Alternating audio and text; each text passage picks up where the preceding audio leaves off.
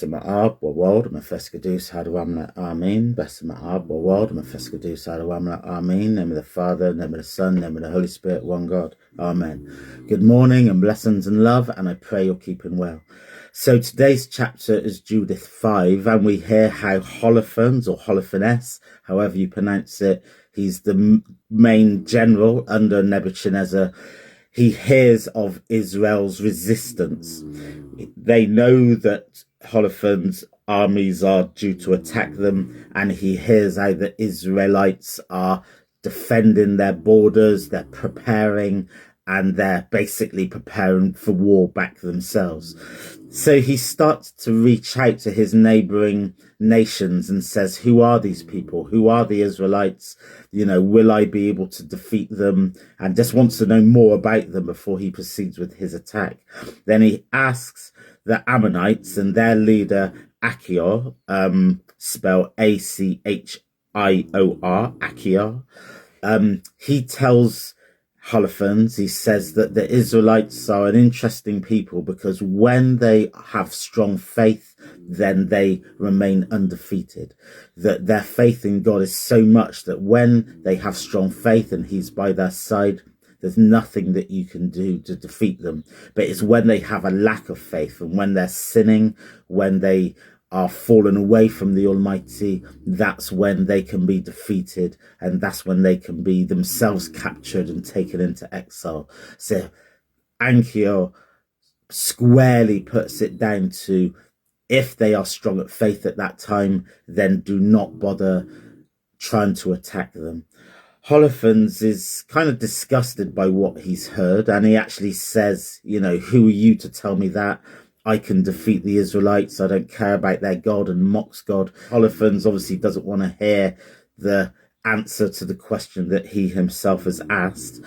And it's a very interesting analysis of Israel's history. You know, Achior gives quite an extended history of the Israelites and how throughout history this has always been the case, that when they are close to God, that God protects them. So it's a very interesting theological analysis of Israel's own history through the mouth of an Ammonite. So I now read Judith 5. Give thanks for these few words. It was told to Holofernes, the commander of the Assyrian army, that the Israelites were prepared for war and had blocked the passages and the passes in the mountain, fortified all the hilltops and placed barricades on the plains. He was very angry, and he called all the princes of Moab and the captains of Ammon and all the governors of the seacoast together. He said to them, tell me, sons of Canaan, who are these people who live in the hill country? What cities do they inhabit? How large is their army? In what does their power and their strength consist? And who is the king who rules over them and leads their army? Why have they alone refused to come and meet me with me, along with all those dwelling in the west? Then Achior, the leader of the Ammonites, said to him, let my lord hear now the word that comes from the mouth of your servant, and I will tell you the truth concerning these people who dwell in this hill country near you. No falsehood will come out of the mouth of your servant. These people are descended from the Chaldeans. They previously sojourned in Mesopotamia because they did not wish to follow the gods of their fathers who were in Chaldea, for they had departed from the way of their ancestors and worshipped the God of heaven, the God they had come to know. As a result, they cast them out from the presence of their God, and they fled to Mesopotamia and sojourned there for a long time. Then their God commanded them to depart from the place of their sojourn to go to the land of Canaan. They settled there and became very wealthy in gold, silver, and abundant livestock. But when a famine spread through all of Canaan, they went down into Egypt and sojourned there as long as there was food. And there they became a great multitude, so great that they could not be numbered. Then the king of Egypt rose against them, and taking advantage of them, forced them to make bricks and humbled them and made them slaves. So they cried out to their God, and he struck the whole land of Egypt with deadly plagues. The Egyptians cast them out from their presence. So God dried up the Red Sea before them. He led them by the way of Sinai and Kadesh Barnea, and they drove out all those living in the desert. They settled in the land of the Amorites, and by their strength they utterly destroyed all the residents of Heshbon. And crossing over the river Jordan, they occupied all of the hill country. Then they drove out the Canaanites, the Perizzites, the Jebusites, the Sheshites, and the Gershites, and they dwelled there for a long time. If they did not sin before their God, they prospered, because their God who hates sin was with them.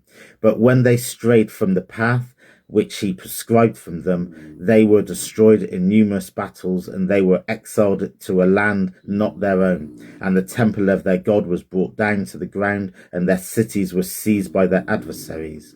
Yet now they have come back to their God and returned from their dispersion, and they have taken back Jerusalem, where their sanctuary is.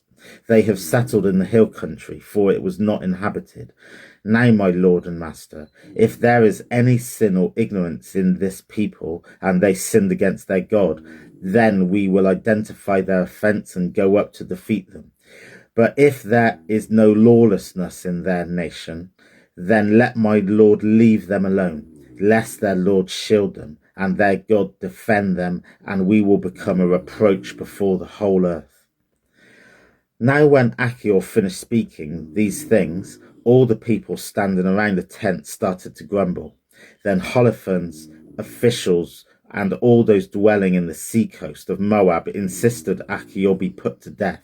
They said, "We will not be afraid of the Israelites, for behold, they are the people in whom there is no might nor the power to wage war.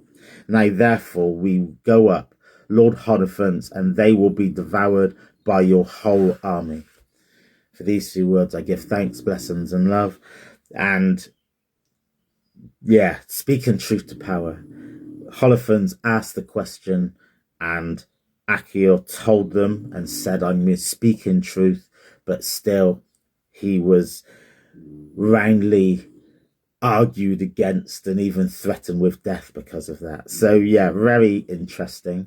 I am fully aware of the sensitivity of reading chapters such as this in the current political climate, with what's happening in the Middle East, with Israel's aggression against Gaza. And, you know, I'm not even going to get into much more of that. I don't need to say much more. It's difficult reading this context, but chapter a day, and this is where it lands. But by no means am I trying to make political points siding with Israel, because I've made my feelings very clear on that in the past. But I don't want to do that with every reading, because that would be inappropriate, and that's not what this channel is about. So just from what I've said there, you can infer, God willing, my stance on it, but I'm not going to go any further on that. I'm just aware of the sensitivity, but by no means is this promoting a modern day context of what's going on in Israel at this time. So have a blessed rest of the day. God be with you, and I pray that, God willing, I'll be back more tomorrow for the next chapter. Stay blessed, blessings and love. Yet a breath for care.